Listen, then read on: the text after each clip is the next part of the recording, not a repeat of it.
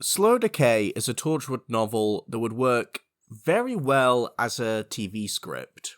It has the bare bones of a procedural episode of TV and feels very authentic to that first season with Gwen and Reese's relationship troubles and Jack's personality. Owen, I will ask many hard things of you. This is not the hardest, not even close, but it will seem that way.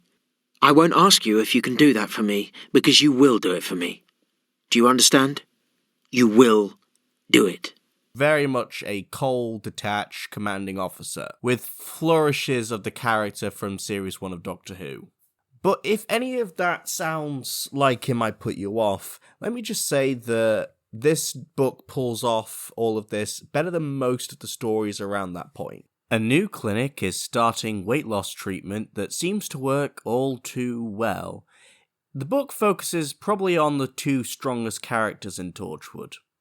Very Gwen-centric and very Owen-centric. The stuff with Gwen and Reese is really good. It taps into the most authentic part of really the entire Doctor Who universe, but it can't really progress it. It can't push it beyond what the show's already doing with it, but it's nice to read. Gwen finds the shoe on the other foot when Reese displays a visible attraction to a friend after she goes on these pills. I think the prose does a good job of a man who absolutely intends to remain faithful, but communicates every single thought of his, innocent or otherwise. When Gwen realizes that Reese has been infected, but two other people need curing as well, she prioritizes her boyfriend at all costs. Neat detail for her and the series as a whole. My friend Sam Davis, who you may have heard talk about this book before, he points out that Owen Harper latches on to women in danger very quickly.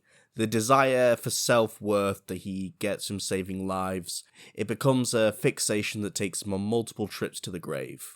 Because he's a doctor whose wife grew ill, and he was heavily involved in her treatment, how he's supposed to feel towards patients is all confused going forward.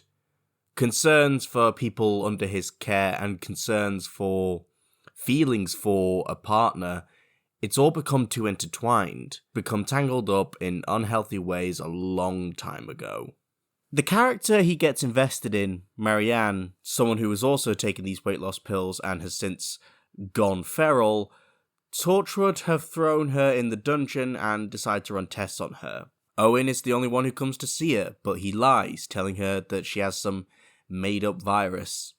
It's difficult to say if this would have worked as well on TV, because on paper, it's hard to pin down the draw of her as a character, and being charismatic whilst covered in blood, traumatized, and going out of your mind is a hard thing for an actor to pull off.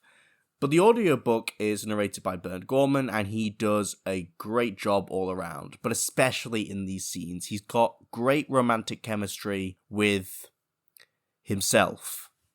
So I decided to cover both these books because I've just been encountering a lot of horror around cannibalism, and I'm just wondering what it is about this kind of fear in specific. Other than just the bare violence done to human bodies, is it an existential hang-up that we're all meat ourselves, that we're nothing less than a bunch of walking pork loins that need to take antidepressants? Or is it more about our body image, dysmorphia? That probably would stand out to me specifically in tap personal buttons because I'd never been hungry. But the idea of hating your own skin, the image that you're trapped in, the lengths that anyone might go to change it, I get why that's such a natural source of horror in the 21st century. And Andy Lane deserves credit for touching on that and going with that intensity as opposed to Partners in Crime. Reese feels pressure to make changes to himself in the wake of him and Gwen drifting apart. He wants to get fitter. That's the kind of stuff that everyone feels. Whilst Reese thinks his friend is really good looking now, Gwen at one point thinks she looks anorexic, which is very telling. I kinda wished this book had gone further. This might be because I had the abridged version, but the climax is basically Reset but without Owen dying. How dehumanizing a lot of methods can be for beauty, I could see people, sadly, going for this treatment even knowing some of what it entailed, or choosing to ignore some details. Like a small life form living inside you that takes in some of that food. How much of a jump is that from fish eating dead skin off your feet? Where's the line? So yeah, can't wait for this writer's V&As, but I did want more. And boy did I get it with The Troop. Another book about parasitic worm-like creatures living inside their hosts, taking all their food, leaving them in a state of unending starvation. It is not surprising in the slightest that Stephen King has a quote on the cover here. You can observe qualities in this and the work of his that I've consumed so far. Things like the setting and the cast, they feel in his wheelhouse even if he's never done this specifically. A scout troop abandoned on an island. It has the biggest strength of King's books in that it's committed to in-depth unpacking of its characters. It devotes plenty of time to things like Kent's disdain for authority figures that don't meet his standard of strength, or Ephraim's anger management issues, or Newt's insecurities, or fucking Shelley. Lord of the Flies-esque greasy twat. But The Troop has a narrower scope than King's stories. Stuff like The Shining and Pet Sematary take place over a long period of time, for a good section of the characters' lives. Here, it's a few unrelentingly bad days, not discounting the reports that we often get at the end of each chapter. It's a propulsive disaster where these kids and their scoutmaster start to come apart. When children perpetuate acts of cruelty and viciousness, the weakness that motivates it becomes all the more stark. But then the cruelty itself is pushed forward even more. Kids can be worse than adults, but also a lot smarter. One of the first infected we meet is a man who is painfully thin, no matter how much he's eaten. Shambling, jerking, thinnest stretching of skin clinging to his wasted frame. It feels reminiscent of the opening scene of Hellblazer, and it's a horrible image, but just the tip of the iceberg. This kind of fear hits a chord because it's ultimately about self-destruction.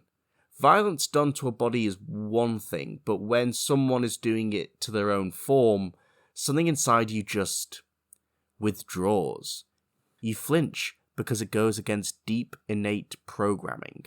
As the audience for these kinds of stories, you're made even more powerless than normal whenever this happens, kind of like the powerlessness that can come with an addiction or an unhealthy habit. Ephraim cutting into himself because he's paranoid about infection and so sure he can spot this worm crawling in the gaps in his skin, or in the slow decay where a woman, whilst handcuffed to her bed, gnaws off her own arm and bleeds to death just because the character stopped paying attention for even a second. These are the moments that made me wince, that made me pause audible and just stop to take a breath.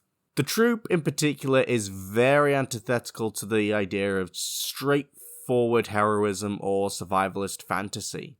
The characters have arguments over nothing, fart and piss themselves when they're in danger. No one in this book gets a chance to be the best they can in this situation, and it isn't always because of a lack of trying or of advice. There's one bit where two boys go to try and kill a turtle for food, and it's the most pathetic and disheartening thing you could read. But then they also get its babies into the water, and that's a nice speck of humanity. Every line of prose packs the perfect details to make you squirm. It's a good thing the book is as tall as it is, because that knife will just not stop twisting. So there's your recommendation. If you need me, I'll be crying into a milkshake.